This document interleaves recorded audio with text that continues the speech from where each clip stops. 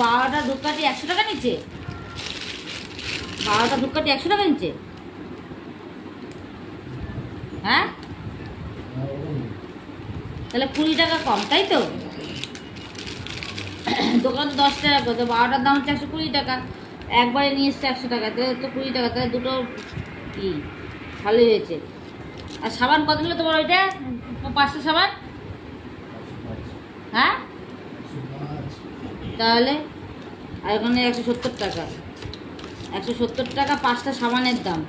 আর একসাথে 5টা সাবান নিয়ে এসছে 105 টাকা পাইকারি দোকান থেকে। তাহলে কত লাভ? ওর বাল আনে কে দোকান দিয়ে জিনিস?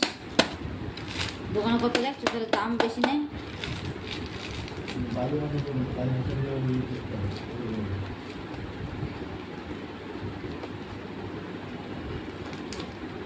অনেক সুবিধা, অনেক সুবিধা। সাবান এখন গরমকাল না, লাগে 2 বা 3 বার করে সাবান মাখা হয়। সোনা মাকে, আমি মাখি, সাবান লাগে, মা মাকে, সাবান লাগে না। গরমকাল না, এখন গা দে না, ঘামের গন্ধ আসে। নালে সকালে দিই, দুপুরে দিই, রাত্রে দিই, 3 বার সাবান দিই। গরম না, যা বাবা। আজকে একটুখানি বৃষ্টি হয়েছে, তো বৃষ্টি হইলো না। বিকালবেলা সেটা বৃষ্টি পড়লো, তো বৃষ্টি আর হলো না। আমি আর আটকাতে পারি না। আবার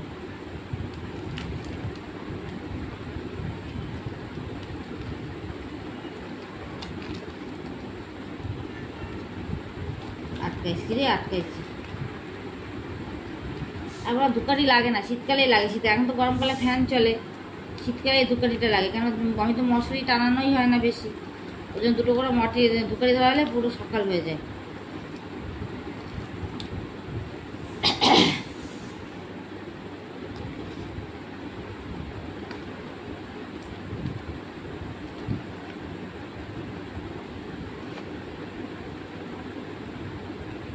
ভালোই হয়েছে 105 টাকা।